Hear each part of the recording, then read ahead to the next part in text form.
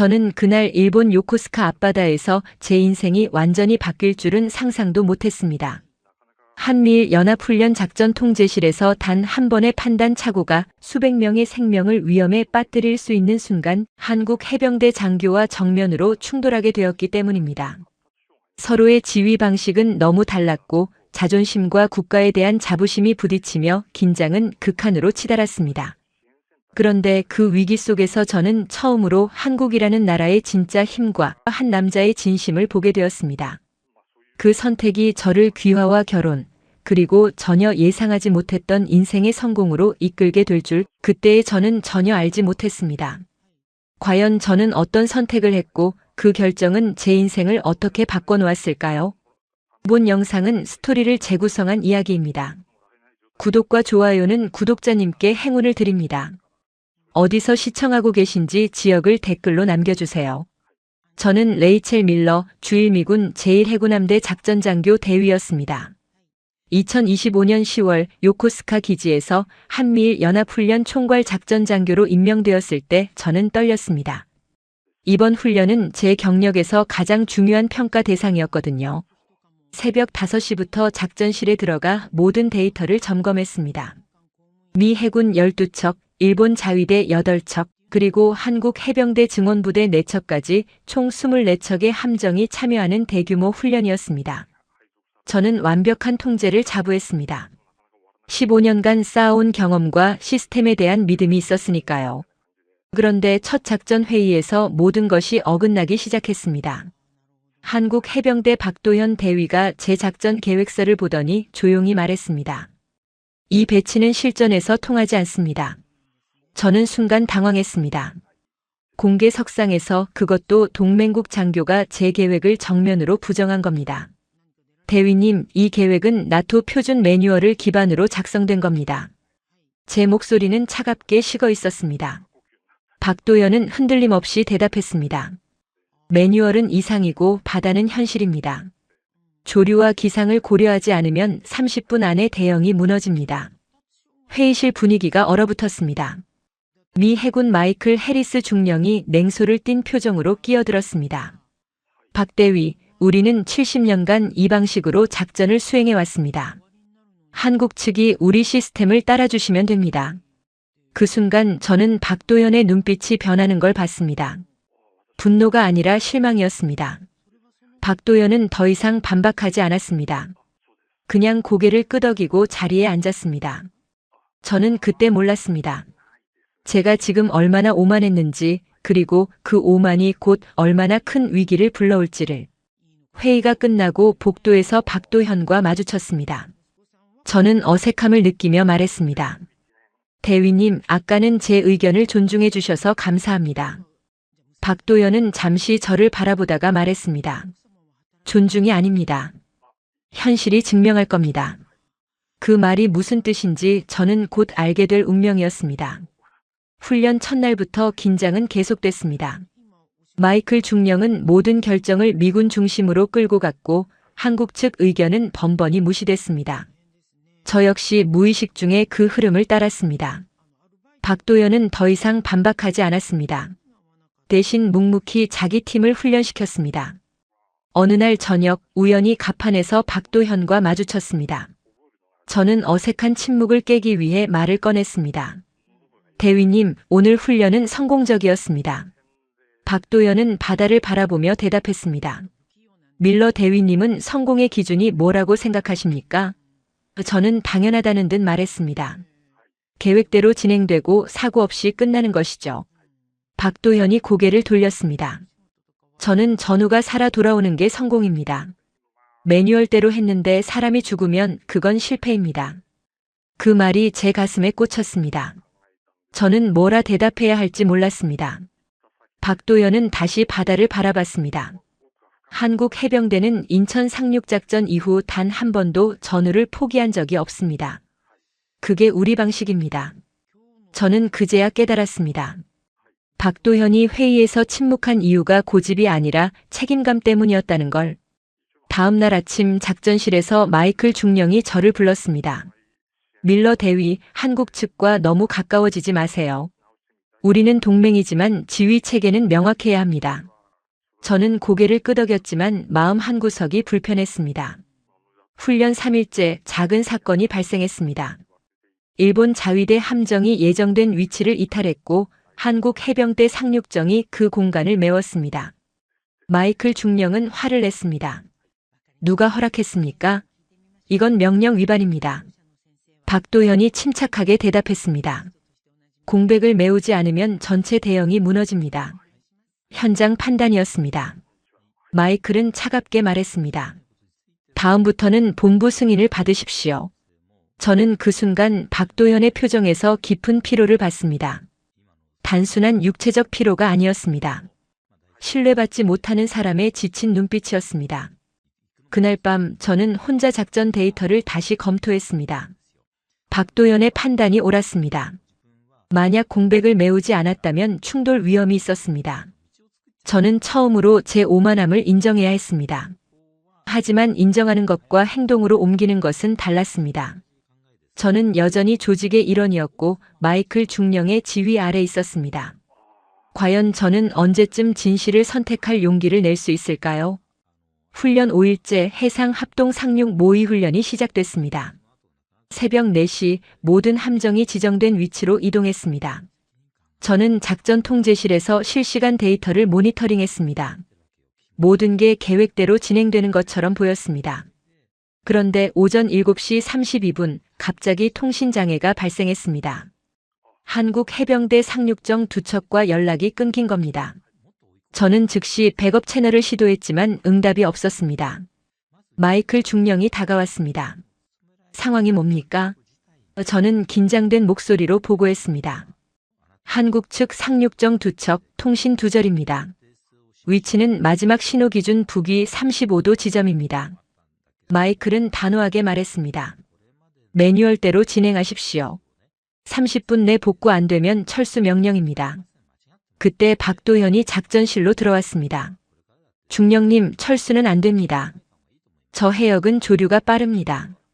30분이면 표류 범위가 5km 이상 벌어집니다. 마이클이 차갑게 대답했습니다. 그래서 매뉴얼이 있는 겁니다. 위험을 감수할 수 없습니다. 박도현의 목소리가 높아졌습니다. 매뉴얼은 사람을 구하라고 있는 겁니다. 포기하라고 있는 게 아닙니다.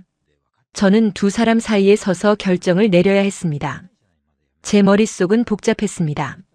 매뉴얼을 따르면 안전하지만 사람을 잃을 수 있고 박도현의 제안을 따르면 위험하지만 구할 가능성이 있었습니다. 그때 최성민 소령이 끼어들었습니다. 밀러 대위님, 상부 평가를 생각하셔야 합니다. 무리한 작전은 책임 문제가 됩니다. 최성민은 한국 합동작전 장교였지만 박도현과는 달랐습니다. 출세 지향적이고 정치적이었습니다. 박도현을 견제하는 눈빛이 역력했습니다. 저는 깊게 숨을 들이쉬었습니다. 중령님, 15분만 더 주십시오. 구조 가능성을 확인하겠습니다. 마이클은 불만스러운 표정으로 고개를 끄덕였습니다. 박도현은 제 눈을 똑바로 바라봤습니다. 감사합니다. 제가 직접 나가겠습니다. 저는 고개를 저었습니다. 아닙니다. 제가 책임지고 통제하겠습니다. 대위님은 현장 구조를 맡아주십시오. 그 순간 저는 처음으로 매뉴얼이 아닌 사람을 선택했습니다. 하지만 그 선택이 옳은지 저는 아직 확신할 수 없었습니다.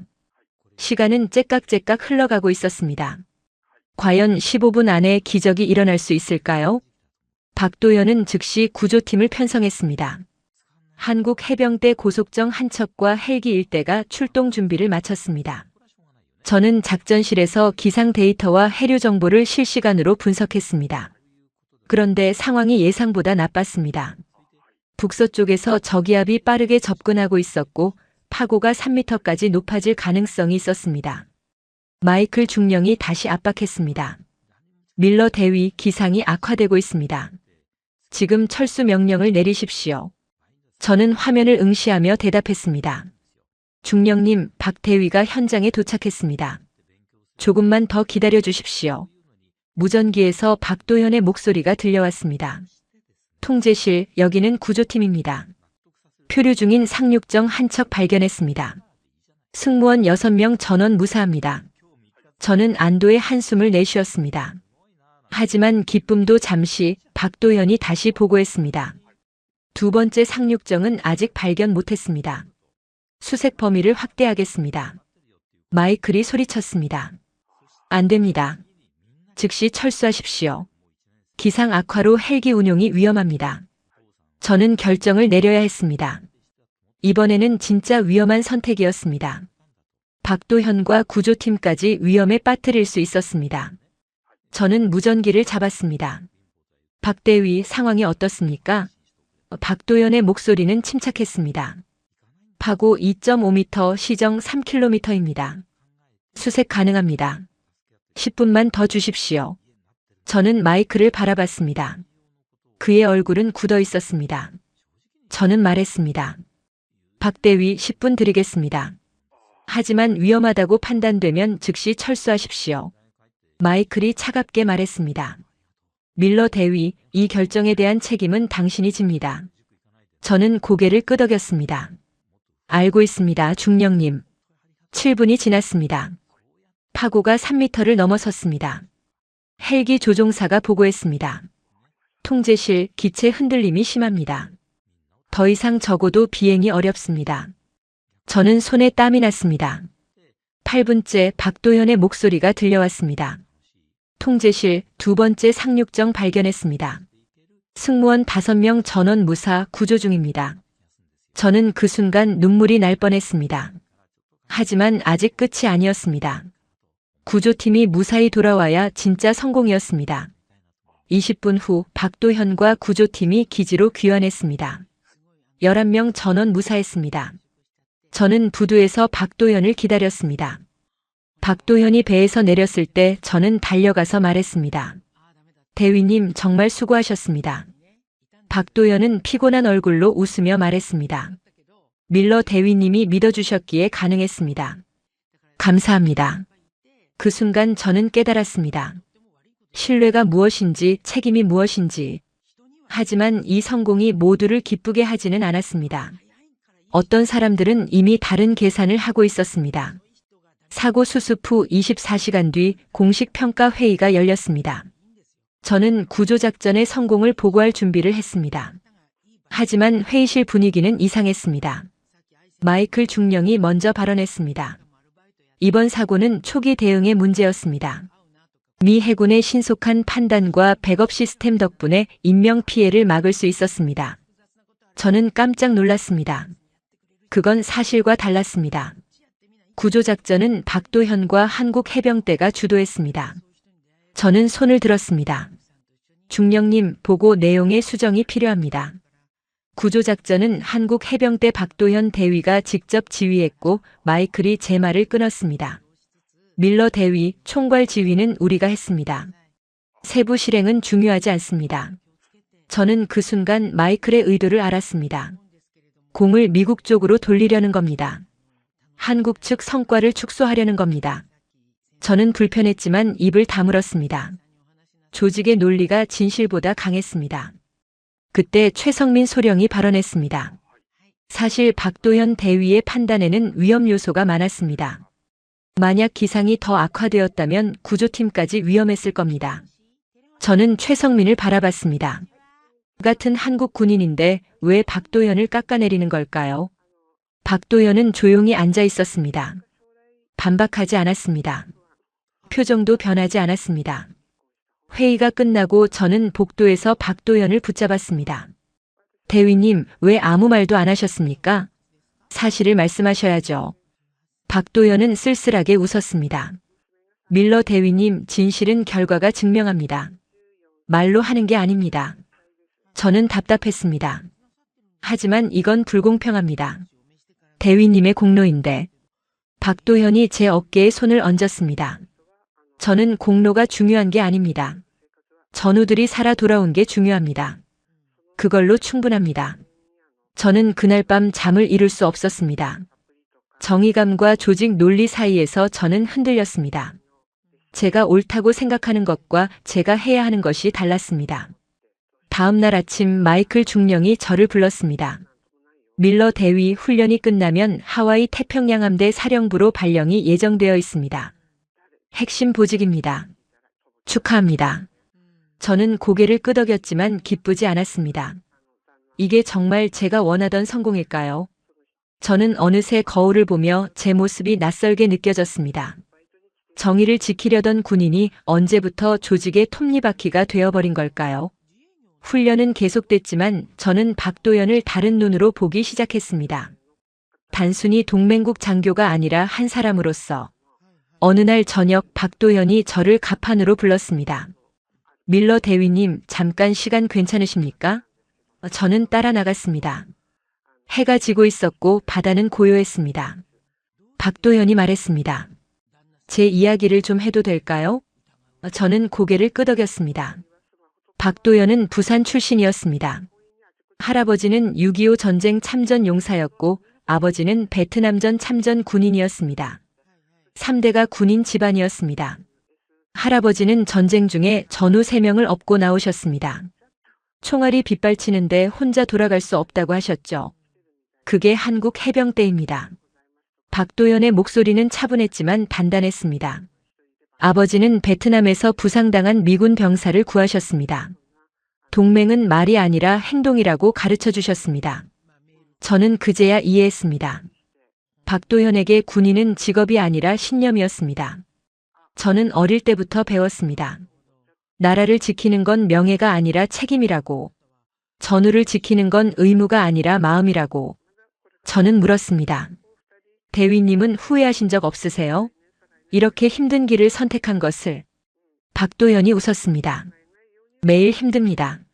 하지만 후회는 없습니다. 제가 지킨 사람들이 행복하게 살아간다면 그걸로 충분합니다. 저는 그날 처음으로 군인이 아닌 한 사람으로서 박도연을 봤습니다. 강하지만 따뜻한 사람. 원칙적이지만 인간적인 사람. 저는 제 이야기를 꺼냈습니다. 저는 군인 집안이 아닙니다. 그냥 대학 졸업하고 취업이 안 되어서 군대에 들어왔어요. 박도연은 조용히 들었습니다. 처음에는 경력이 목표였어요. 진급하고 인정받고 성공하는 것. 그런데 어느 순간부터 제가 왜 여기 있는지 모르겠더라고요. 저는 솔직했습니다. 가족도 없어요. 친구도 별로 없어요. 그냥 조직만 있어요. 이게 맞는 건지 모르겠어요. 박도연이 말했습니다. 밀러 대위님은 용기 있는 분입니다. 구조작전 때 그걸 봤습니다. 조직보다 사람을 선택하셨잖아요. 저는 쓴웃음을 지었습니다. 그래서 지금 곤란해졌잖아요. 중령님은 저를 못마땅해 하시고. 박도연이 제 눈을 바라봤습니다. 중요한 건 남이 어떻게 보느냐가 아니라 내가 어떻게 사느냐입니다. 밀러 대위님은 이미 답을 알고 계십니다. 그날 밤 저는 오랜만에 편안하게 잠들었습니다. 누군가 저를 이해해 준다는 것만으로도 위로가 됐습니다. 하지만 평화는 오래가지 않았습니다. 폭풍은 이미 다가오고 있었습니다. 훈련 중간 휴식 기간이 주어졌습니다. 박도연은 저를 기지 근처 작은 한식당으로 초대했습니다. 밀러 대위님, 한국 음식 드셔보셨습니까? 저는 고개를 저었습니다. 김치 정도는 먹어봤어요. 맵더라고요. 박도연이 웃었습니다. 오늘은 매운 거 말고 다른 걸 소개해드리겠습니다. 식당에 들어가니 아주머니가 반갑게 맞아주셨습니다. 박도현과 한국말로 이야기를 나누는 모습이 편안해 보였습니다. 음식이 나왔습니다. 된장찌개, 불고기, 계란말이, 그리고 여러 가지 반찬들. 저는 처음 보는 음식들에 놀랐습니다. 이게 다 무료인가요? 박도연이 웃었습니다. 반찬은 기본으로 나옵니다. 한국 식당의 정입니다. 저는 조심스럽게 맛을 봤습니다. 생각보다 맛있었습니다. 특히 된장찌개는 따뜻하고 구수했습니다. 이거 정말 맛있네요. 어릴 때 할머니가 끓여주시던 수프 맛 같아요. 박도연이 진지하게 말했습니다. 한국 음식은 정성입니다. 시간을 들여서 만들고 마음을 담아서 나눕니다. 그게 우리 문화입니다. 식사를 하며 박도연은 부산 이야기를 들려줬습니다. 부산은 항구 도시입니다. 바다가 생활이고 사람들이 따뜻합니다. 어릴 때 집 앞 시장에서 아주머니들이 생선 파시는 모습이 아직도 기억나요. 저는 그 이야기를 들으며 고향에 대한 그리움을 느꼈습니다. 저는 고향이 없었습니다. 부모님은 이혼하셨고 저는 친척집을 전전하며 자랐습니다. 저는 고향이라는 게 없어요. 그냥 미국 여기저기 옮겨 다녔죠. 박도현이 말했습니다. 고향은 장소가 아니라 마음입니다. 돌아가고 싶은 곳, 기다리는 사람이 있는 곳이 고향입니다. 저는 그 말에 뭉클했습니다. 저를 기다리는 사람이 있을까요? 돌아가고 싶은 곳이 있을까요? 박도현이 조심스럽게 물었습니다. 가족은 어떻게 지내십니까? 저는 솔직하게 대답했습니다. 연락 안 한 지 5년 됐어요. 서로 관심도 없고요. 저는 그냥 혼자 사는 게 편해요. 박도현은 아무 말 없이 제 잔에 물을 따라주었습니다. 그 작은 행동이 저에게는 큰 위로가 됐습니다. 식사를 마치고 나오는 길에 박도현이 말했습니다. 밀러 대위님, 혼자 사는 게 편할 수는 있어도 행복하지는 않습니다. 사람은 연결되어야 합니다. 저는 대답하지 못했습니다. 너무 오랫동안 혼자였기 때문에 연결되는 방법을 잊어버렸습니다. 하지만 그날 저는 느꼈습니다. 박도현과 함께 있으면 외롭지 않다는 것을. 이게 혹시 사랑의 시작일까요? 저는 아직 확신할 수 없었습니다. 다음 날 마이클 중령이 저를 개인적으로 불렀습니다. 밀러 대위, 하와이 발령건 말입니다. 조기 발령이 가능합니다. 원하면 다음 달부터 가능합니다. 저는 놀랐습니다. 다음 달이요? 훈련은 아직 3주 남았는데요. 마이클이 의미심장하게 말했습니다. 한국 측과 너무 가까워지면 경력에 도움이 안 됩니다. 우리는 동맹이지만 주도권은 우리가 가져야 합니다. 저는 그제야 깨달았습니다. 마이클은 제가 박도현과 가까워지는 걸 경계하고 있었습니다. 중령님, 저는 그냥 동료로서 마이클이 제 말을 끊었습니다. 밀러 대위, 당신은 유능합니다. 하지만 감정에 휘둘리면 판단이 흐려집니다. 하와이는 큰 기회입니다. 잘 생각해 보십시오. 저는 답답했습니다. 제가 박도현을 존중하는 건 감정 때문이 아니라 그가 옳기 때문이었습니다. 하지만 마이클은 그걸 이해하지 못했습니다. 그날 오후 더 충격적인 소식을 들었습니다. 최성민 소령이 박도현을 작전 실패의 책임자로 내부 보고서에 올렸다는 겁니다. 통신장애 사고가 박도현의 사전 점검 소홀 때문이라고 왜곡한 겁니다. 저는 박도현을 찾아갔습니다. 대위님, 이거 아세요? 최 소령이 보고서를.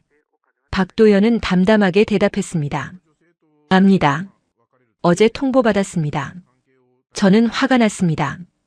이건 거짓말이잖아요. 통신장애는 기계 결함이었어요. 대위님 책임이 아니에요. 박도현이 쓸쓸하게 웃었습니다. 최소령은 진급 심사를 앞두고 있습니다. 성과가 필요한 겁니다. 누군가는 희생양이 되어야 하죠. 저는 이해할 수 없었습니다. 왜 가만히 계세요? 싸우셔야죠.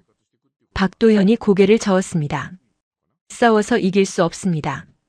조직은 그렇게 돌아가지 않습니다. 저는 그날 밤 엄청난 갈등에 빠졌습니다. 한쪽에는 하와이 발령과 안정된 미래가 있었습니다. 다른 쪽에는 박도현과 진실이 있었습니다. 제가 진실을 말하면 마이클과 충돌하게 됩니다. 제 경력에 타격이 올 겁니다. 하지만 침묵하면 박도현이 억울하게 희생됩니다. 저는 침대에 누워 천장을 바라봤습니다. 제가 원하는 게 뭘까요? 출세일까요? 정의일까요? 아니면 사랑일까요? 그때 박도현이 했던 말이 떠올랐습니다. 중요한 건 남이 어떻게 보느냐가 아니라 내가 어떻게 사느냐입니다. 저는 결심했습니다. 이번에는 진짜로 용기를 내야 할 때였습니다. 하지만 그 결심을 실행에 옮기기 전에 더 큰 위기가 찾아왔습니다. 훈련 마지막 주 최종 합동 상륙 작전이 예정되어 있었습니다. 이번에는 실제 사격과 상륙이 포함된 실전 수준의 훈련이었습니다. 저는 총괄 지휘를 맡았고 박도현은 한국 측 선봉대를 이끌었습니다. 훈련 당일 날씨는 맑았지만 바람이 강했습니다. 모든 함정이 위치를 잡고 작전 개시를 기다렸습니다. 오전 9시 작전이 시작됐습니다. 포격 지원이 먼저 이루어지고 상륙정들이 해안으로 돌진했습니다. 모든 게 순조로웠습니다. 그런데 오전 10시 15분 갑자기 일본 자위대 함정에서 긴급 신호가 왔습니다. 엔진 고장으로 표류 중이라는 겁니다. 더 심각한 건 그 함정이 사격 훈련 구역으로 떠내려가고 있다는 것이었습니다. 마이클 중령이 소리쳤습니다. 즉시 사격 중지. 모든 함정 대기 명령. 저는 상황을 파악했습니다. 일본 함정까지 거리 3km 조류 속도로 계산하면 20분 후 위험구역 진입이었습니다. 구조정을 보내면 15분이 걸렸습니다. 시간이 촉박했습니다. 박도현이 무전으로 보고했습니다. 통제실, 여기는 선봉대입니다. 저희가 가장 가깝습니다. 구조 투입 가능합니다. 마이클이 거절했습니다. 안 됩니다. 미 해군 구조정이 투입됩니다. 저는 데이터를 확인했습니다. 미 해군 구조정은 20분 걸렸습니다. 5분 차이였습니다. 저는 결정을 내렸습니다. 박 대위 투입하십시오. 제가 책임지겠습니다. 마이클이 화를 냈습니다. 밀러 대위 명령 위반입니다. 저는 침착하게 대답했습니다. 중령님, 사람 목숨이 5분에 달렸습니다. 저는 가장 빠른 방법을 선택합니다. 박도현과 한국 해병대 구조팀이 출동했습니다. 저는 작전실에서 실시간으로 상황을 지켜봤습니다. 손에 땀이 났습니다. 12분 후 박도현이 보고했습니다. 일본 함정 도착, 승무원 15명 전원 무사, 예인 준비 중입니다. 저는 안도했습니다. 3분 후 위험구역을 벗어났습니다. 완벽한 구조였습니다. 훈련 종료 후 평가회의가 열렸습니다. 이번에는 분위기가 달랐습니다. 일본 측 지휘관이 먼저 발언했습니다. 한국 해병대의 신속한 대응에 감사드립니다. 박도현 대위의 판단과 실행력이 우리 승무원을 구했습니다. 저는 기회를 놓치지 않았습니다. 보고드리겠습니다. 이번 훈련 기간 중 2차례 위기 상황이 있었습니다. 2번 모두 박도현 대위와 한국 해병대의 현장 판단이 결정적이었습니다. 마이클이 불편한 표정을 지었지만 저는 계속했습니다. 또한 최성민 소령의 보고서에 사실과 다른 내용이 있습니다. 통신장애는 기계 결함이었으며 박도현 대위의 책임이 아닙니다. 공식 수정을 요청합니다. 회의실이 조용해졌습니다. 최성민의 얼굴이 굳었습니다. 마이클은 저를 노려봤습니다. 하지만 저는 흔들리지 않았습니다. 진실을 말할 때였습니다. 그날 저는 처음으로 조직보다 사람을 선택했습니다. 그리고 그 선택이 제 인생을 완전히 바꿔놓을 줄은 아직 몰랐습니다. 훈련이 공식 종료됐습니다. 마이클 중령은 저를 다시 불렀습니다. 밀러 대위 하와이 발령은 취소됩니다. 대신 본국 행정보직으로 재배치됩니다. 저는 예상했습니다. 제가 마이클의 뜻을 거스른 대가였습니다. 중령님, 이해합니다. 마이클이 차갑게 말했습니다. 당신은 유능했지만 조직을 이해하지 못했습니다. 아쉽군요. 저는 고개를 끄덕였습니다. 후회는 없었습니다. 그날 저녁 박도현이 저를 찾아왔습니다. 밀러 대위님 들었습니다. 제 때문에 발령이 저는 웃으며 말했습니다. 아닙니다. 제 선택이었습니다. 후회하지 않습니다. 박도현이 진지하게 말했습니다. 저도 소식이 있습니다. 저녁 결정했습니다. 저는 놀랐습니다. 왜요? 대위님은 군인으로서 성공하실 분인데. 박도현이 쓸쓸하게 웃었습니다. 최소령 같은 사람들이 진급하는 조직에서 저는 더 이상 의미를 찾을 수 없습니다. 새로운 길을 찾고 싶습니다. 저는 묻지 않을 수 없었습니다. 그 새로운 길에 저도 있을 수 있을까요? 박도현이 제 손을 잡았습니다. 밀러 대위님, 아니 레이첼. 저와 함께 한국에서 새로운 시작을 하실 의향이 있으십니까? 저는 그 순간 모든 게 명확해졌습니다. 미국으로 돌아가서 행정보직을 받는 것, 혼자 외롭게 사는 것, 그건 제가 원하는 삶이 아니었습니다. 박도현, 저 한국말 하나도 못해요. 한국 문화도 모르고 가족도 없고 아는 사람도 없어요. 박도현이 웃었습니다. 천천히 배우면 됩니다. 제가 도와드리겠습니다. 저희 가족이 레이첼님의 가족이 되겠습니다. 저는 눈물이 났습니다. 처음으로 누군가 저를 가족이라고 불러줬습니다. 하지만 제 경력은 어떻게 해요? 다시 시작하기엔 너무 늦었어요. 박도현이 진지하게 말했습니다. 경력은 다시 쌓을 수 있습니다. 하지만 사랑은 다시 오지 않습니다. 레이첼, 저는 당신을 사랑합니다. 저는 그날 밤 잠을 이루지 못했습니다. 35년을 미국인으로 살았습니다. 군인으로 15년을 살았습니다. 이제 모든 걸 버리고 한국으로 간다는 게 현실적일까요? 하지만 제 가슴은 이미 결정하고 있었습니다. 다음 날 아침 저는 전역 신청서를 제출했습니다. 그리고 박도현에게 전화했습니다. 도현, 저 한국 가겠어요. 당신과 함께. 박도현의 목소리가 떨렸습니다. 레이첼, 후회하지 않으시겠습니까? 저는 확신에 차서 대답했습니다. 후회는 선택하지 않는 것입니다. 저는 당신을 선택합니다. 그렇게 저는 인생의 가장 큰 모험을 시작했습니다. 하지만 그게 끝이 아니었습니다. 진짜 이야기는 이제부터였습니다. 2025년 12월 저는 한국에 도착했습니다. 박도현의 가족이 공항에서 저를 맞아줬습니다. 부산 사투리로 반갑게 인사하시는 부모님, 호기심 어린 눈으로 저를 바라보는 동생들. 저는 처음으로 가족의 온기를 느꼈습니다.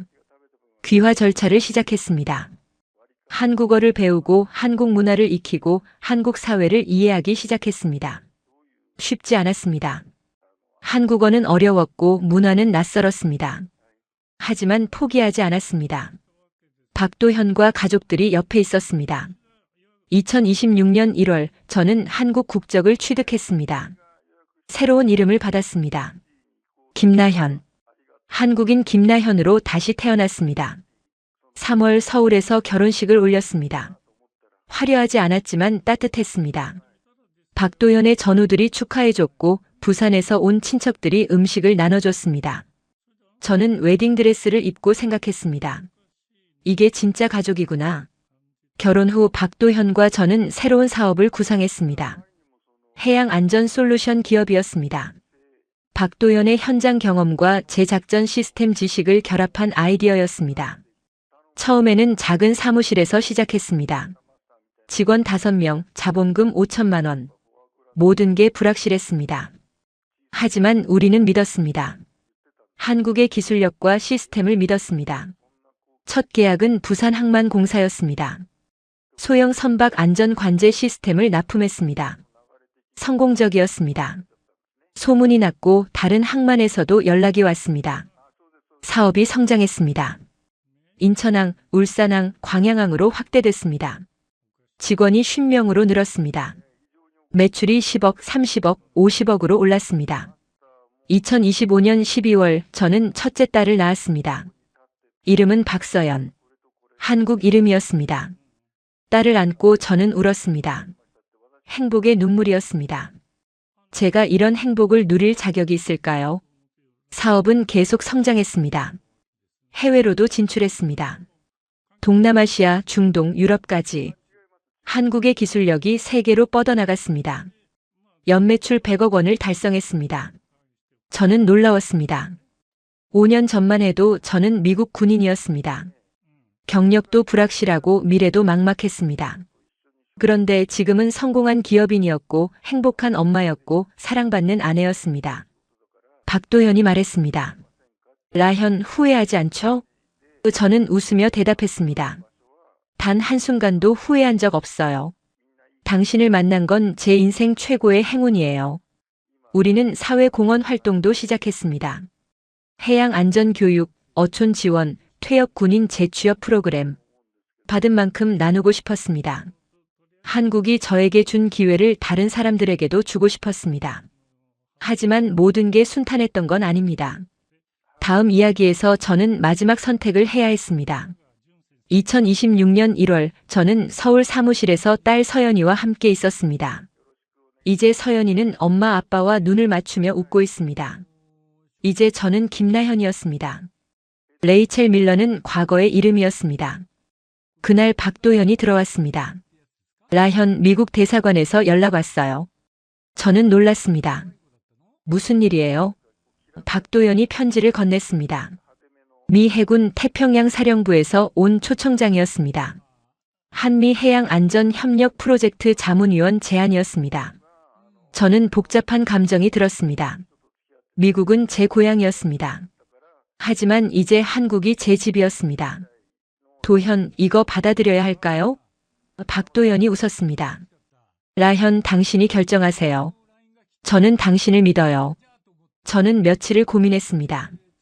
과거로 돌아가는 건 아닐까? 하지만 곰곰이 생각해보니 이건 과거가 아니었습니다. 새로운 기회였습니다. 한국인 김나현으로서 미국과 한국을 연결하는 다리가 될 수 있는 기회였습니다. 저는 제안을 받아들였습니다. 하지만 조건을 달았습니다. 프로젝트는 한국에서 진행하고 한국 기업과 협력하겠다고. 미국 측은 동의했습니다. 프로젝트가 시작됐습니다. 저는 한국과 미국 해군을 연결했습니다. 기술을 공유하고 경험을 나눴습니다.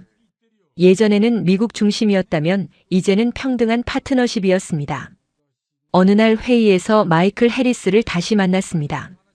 이제 소장으로 진급한 마이클은 저를 보고 놀랐습니다. 밀러 대위, 아니 김나현 대표님이시군요. 저는 웃으며 악수했습니다. 오랜만입니다, 소장님. 마이클이 감탄했습니다. 훌륭한 선택이었습니다. 당신이 옳았어요. 저는 겸손하게 대답했습니다. 선택에 옳고 그름은 없습니다. 다만 후회 없는 선택이 있을 뿐입니다. 그날 저녁 집으로 돌아왔습니다. 박도현과 서연이가 기다리고 있었습니다. 저는 두 사람을 안으며 생각했습니다. 제가 요코스카에서 박도현을 처음 만났을 때 저는 오만했습니다. 제가 다 안다고 생각했습니다. 하지만 박도현은 저에게 가르쳐줬습니다. 진짜 힘은 권력이 아니라 책임이라는 것을, 진짜 성공은 출세가 아니라 신뢰라는 것을, 진짜 행복은 혼자가 아니라 함께라는 것을. 한국은 저에게 새로운 삶을 줬습니다. 가족을 줬고 사랑을 줬고 기회를 줬습니다. 저는 이제 두 나라를 모두 사랑합니다. 미국은 제가 태어난 곳이고 한국은 제가 다시 태어난 곳입니다. 서연이에게 두 나라의 가치를 모두 가르치고 싶습니다. 미국의 자유와 도전 정신, 한국의 책임감과 공동체 의식. 그날 밤 딸을 재우며 저는 속삭였습니다. 서연아, 엄마는 내가 용기 있는 사람이 되길 바란다. 옳은 것을 선택하는 사람, 사랑하는 사람을 지키는 사람, 그리고 후회 없이 사는 사람. 저는 창밖을 바라봤습니다. 서울의 야경이 아름다웠습니다. 이곳이 제 집이었습니다. 박도현이 옆에 왔습니다. 무슨 생각해요? 저는 웃으며 대답했습니다. 우리가 얼마나 운이 좋은지 생각하고 있어요. 서로를 만난 것, 함께 선택한 것, 이렇게 행복한 것. 박도현이 제 손을 잡았습니다. 라현, 앞으로도 계속 함께 가요. 저는 고개를 끄덕였습니다. 물론이죠. 우리는 팀이잖아요. 그렇게 저의 이야기는 계속됩니다. 끝이 아니라 새로운 시작입니다. 레이처스 밀러에서 김나현으로, 미국 군인에서 한국 기업인으로, 혼자에서 가족으로. 선택이 인생을 바꿨고 용기가 행복을 만들었습니다. 여러분도 언젠가 중요한 선택의 순간이 올 겁니다. 그때 기억하세요. 후회는 실패에서 오는 게 아니라 도전하지 않는 것에서 온다는 걸. 아침 햇살이 창문으로 들어올 때마다 저는 여전히 가슴이 벅차오릅니다. 이 평범한 일상이 제게는 기적 같으니까요. 박도현이 부엌에서 커피 내리는 소리가 들릴 때 저는 매일 아침 생각합니다. 이 모든 것이 진짜일까? 정말 제가 이런 행복을 누려도 되는 걸까? 요코스카 앞바다에서 박도현과 처음 충돌했던 그날을 떠올리면 아직도 얼굴이 화끈거립니다. 제가 얼마나 오만했는지, 얼마나 좁은 세계에 갇혀 있었는지. 매뉴얼만 믿고 시스템만 신뢰하고 사람은 보지 못했던 저. 박도현은 제게 보여줬습니다. 진짜 힘은 계급장이 아니라 책임감에서 나온다는 것을. 진짜 용기는 명령을 따르는 게 아니라 옳은 것을 선택하는 거라는 것을. 그리고 진짜 사랑은 완벽한 사람을 만나는 게 아니라 불완전한 서로를 받아들이는 거라는 것을. 서연이를 보면 신기합니다. 이 작은 생명이 저와 박도연의 사랑에서 태어났다는 게. 서연이는 한국말과 영어를 동시에 배우고 있습니다. 엄마 맘이 하고 부를 때마다 저는 웃음이 납니다. 이 아이는 두 세계를 자연스럽게 넘나들 겁니다. 저처럼 선택에 고민 없이 자연스럽게. 서연이에게 어떤 엄마가 되고 싶은지 자주 생각합니다. 용기 있는 엄마, 정직한 엄마, 사랑을 행동으로 보여주는 엄마, 말로만 가르치는 게 아니라 삶으로 보여주는 엄마. 박도현이 저에게 그랬던 것처럼 박도현과 함께 사는 매일이 배움입니다. 박도현은 말이 많지 않습니다. 하지만 행동으로 보여줍니다. 아침마다 제 커피를 먼저 내려주고 서연이 기저귀를 갈아주고 퇴근하면 제일 먼저 오늘 힘들었어요? 하고 물어봅니다. 사랑은 거창한 게 아니더군요. 이런 작은 배려들이 쌓여서 신뢰가 되고 신뢰가 쌓여서 행복이 되는 겁니다. 가끔 박도연의 부산 집에 갑니다. 시어머니는 저를 친딸처럼 대해주십니다. 한국 음식 만드는 법을 가르쳐 주시고 서연이 돌보는 법을 알려주시고 라연아, 우리 도연이 잘 부탁해 하고 웃으십니다. 저는 그럴 때마다 뭉클합니다. 이게 가족이구나. 피가 아니라 마음으로 이어진 가족. 저를 낳아준 부모님은 제게 몸을 주셨지만 이 가족은 제게 집을 주었습니다. 돌아갈 곳, 기다리는 사람들, 저를 필요로 하는 곳. 사업을 하면서 많은 걸 배웠습니다. 한국의 빠른 속도, 높은 기준, 끊임없는 혁신. 처음에는 따라가기 힘들었습니다. 한국 사람들은 왜 이렇게 빨리 결정하고 빨리 실행하고 빨리 변화할까? 하지만 이해했습니다. 전쟁의 폐허에서 일어선 나라, 아무것도 없는 곳에서 시작한 나라는 빠를 수밖에 없다는 것을. 멈추면 뒤처지고 뒤처지면 다시 가난해진다는 두려움. 그 두려움이 한국을 여기까지 끌어올렸습니다. 저는 그 열정을 존중합니다. 우리 회사 직원들을 보면 감동합니다. 밤늦게까지 일하고 주말에도 나오고 완벽을 추구합니다. 미국에서는 이렇게 일하지 않습니다. 하지만 한국에서는 이게 당연합니다. 왜냐하면 이들은 단순히 돈을 벌기 위해 일하는 게 아니라 자부심을 위해 일하기 때문입니다. 우리 제품이 세계에서 인정받는 것, 한국 기술이 최고라는 것을 증명하는 것. 그게 이들의 동력입니다. 저도 이제 그 마음을 이해합니다. 해외 프로젝트를 할 때마다 저는 자랑스럽습니다. 우리 기술이 한국 시스템이 세계에서 통한다는 게 예전에 저를 무시하던 사람들이 이제는 저를 파트너로 대합니다. 한국 기업의 대표로서 그게 얼마나 뿌듯한지 모릅니다. 마이클 소장을 다시 만났을 때 복잡한 감정이 들었습니다. 미움은 없었습니다. 오히려 감사했습니다. 마이클이 저를 밀어냈기에 저는 새로운 길을 찾을 수 있었으니까요. 만약 하와이로 갔다면 저는 지금 어디서 무엇을 하고 있을까요? 아마 중령쯤 진급해서 회의실에 앉아 있겠죠. 혼자 아파트에 살면서 주말마다 심심해하고. 그게 나쁜 삶은 아니지만 행복한 삶도 아닙니다. 저는 선택했고 그 선택이 저를 여기까지 데려왔습니다. 한국에 온 지 이제 1년이 넘었습니다. 한국어가 많이 늘었습니다. 아직 발음이 어색하고 문법이 틀릴 때가 많지만 사람들은 이해해 줍니다. 김 대표님 한국말 정말 많이 느셨어요 하고 칭찬해 줍니다. 저는 겸손하게 대답합니다. 아직 멀었어요. 더 열심히 배우겠습니다. 한국 문화도 배웁니다. 명절에 세배하는 것, 어른께 두 손으로 물건 드리는 것, 식사할 때 어른 먼저 수저드는 것. 처음에는 낯설었지만 이제는 자연스럽습니다. 이게 예의고 존중이고 공동체를 유지하는 방법입니다. 미국은 개인을 중시하지만 한국은 관계를 중시합니다. 어느 게 더 좋다고 할 수 없습니다. 다만 다를 뿐입니다. 저는 두 가지를 모두 배웠습니다. 미국의 독립성과 한국의 연결성. 서연이에게 둘 다 가르쳐주고 싶습니다. 혼자 설 수 있지만 함께 갈 수 있는 사람. 귀화 서류를 받던 날을 잊을 수 없습니다. 대한민국 국민이 되는 순간, 김나현이라는 이름을 공식적으로 받는 순간, 저는 울었습니다. 레이첼 밀러는 이제 과거입니다. 김나현이 진짜 저입니다. 한국 여권을 처음 받았을 때도 신기했습니다. 태극기가 새겨진 여권. 이제 저는 한국을 대표하는 사람입니다. 한국이 잘 되어야 저도 잘 되고 한국이 인정받아야 저도 인정받습니다. 그래서 더욱 열심히 일합니다. 미래를 생각하면 설렙니다. 회사를 더 키우고 싶습니다. 직원을 늘리고 기술을 개발하고 세계 시장을 공략하고 싶습니다. 한국 기업이 세계 최고가 될 수 있다는 걸 증명하고 싶습니다. 서연이에게 물려줄 회사를 만들고 싶습니다. 아니, 서연이가 원하지 않으면 억지로 물려주지 않을 겁니다. 다만 선택지를 주고 싶습니다. 내가 원하면 이걸 할 수 있어. 원하지 않으면 내 길을 가. 엄마는 내 선택을 존중해. 박도현과 함께 꿈꾸는 미래도 있습니다. 둘째를 낳고 싶습니다.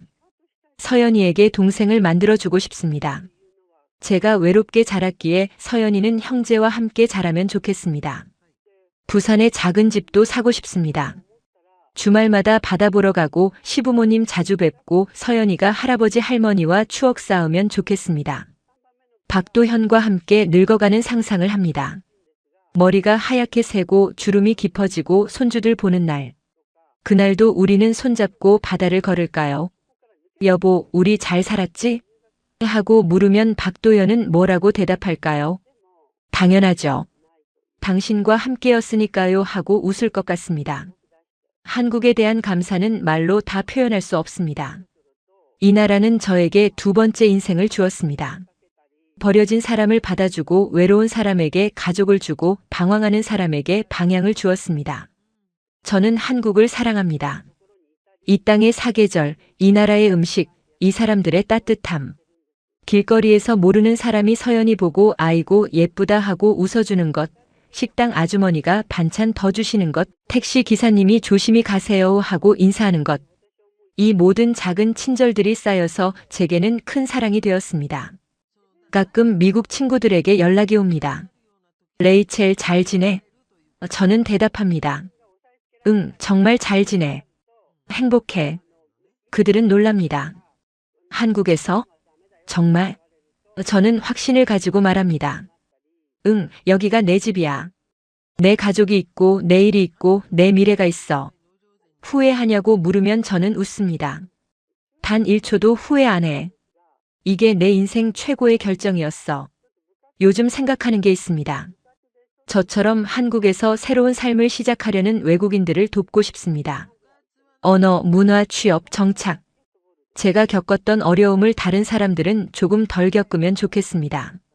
재단을 만들까 생각 중입니다. 한국정착지원재단. 꿈같은 이야기지만 박도연은 응원합니다. 라현 당신이 하면 다 잘 될 거예요. 서연이가 자라서 묻겠죠. 엄마는 왜 한국에 왔어요? 저는 대답할 겁니다. 엄마는 사랑을 찾아왔어. 아빠를 만났고 할아버지 할머니를 만났고 너를 만났어. 그리고 진짜 나 자신을 만났어. 인생은 신기합니다.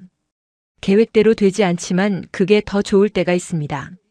저는 완벽한 커리어를 계획했지만 얻은 건 완벽한 가족이었습니다. 출세를 원했지만 얻은 건 행복이었습니다. 안정을 추구했지만 얻은 건 모험이었습니다. 그리고 그 모험이 저를 여기까지 데려왔습니다. 지금 이 순간 서연이가 낮잠 자고 박도연이 서재에서 일하고 저는 거실에서 이 글을 쓰고 있습니다. 평범한 오후입니다. 하지만 제게는 기적 같은 일상입니다. 창밖으로 서울 하늘이 보입니다. 맑고 높은 하늘. 저는 이 하늘 아래서 새로운 꿈을 꿉니다. 더 큰 회사, 더 행복한 가족, 더 의미 있는 삶. 요코스카 앞바다에서 박도현과 충돌했던 그날, 저는 화가 났었습니다. 이 고집 센 한국 군인이 왜 내 계획을 방해하나? 하지만 지금 생각하면 그게 시작이었습니다. 제 진짜 인생의 시작. 박도연은 제 계획을 방해한 게 아니라 제 인생을 구해준 겁니다. 좁은 세계에서 넓은 세계로, 외로움에서 사랑으로, 방황에서 확신으로 저를 이끌어준 겁니다. 저는 매일 밤 기도합니다. 종교는 없지만 기도는 합니다. 감사하다고. 이 모든 것에 감사하다고. 박도현을 만나게 해줘서, 한국에 오게 해줘서, 서연이를 낳게 해줘서, 이 행복을 누리게 해줘서. 그리고 용기를 달라고. 이 행복을 지킬 용기, 더 나은 사람이 될 용기, 세상에 기여할 용기. 김나현으로 사는 매일이 선물입니다. 포장도 예쁘고 내용물도 소중한 선물. 저는 이 선물을 소중히 여기며 살 겁니다. 그리고 언젠가 서연이에게, 그리고 제 이야기를 듣는 모든 사람에게 말해주고 싶습니다. 용기를 내세요. 사랑을 선택하세요. 옳다고 믿는 것을 하세요. 후회는 실패에서 오는 게 아니라 시도하지 않는 데서 옵니다. 저는 시도했고 실패할 뻔했고 하지만 결국 성공했습니다. 여러분도 할 수 있습니다. 오늘도 저는 한국어로 생각하고 한국 음식을 먹고 한국 사람들과 일합니다. 이제 이게 자연스럽습니다. 레이첼 밀러는 추억이고 김나현이 현실입니다. 그리고 이 현실이 꿈보다 아름답습니다.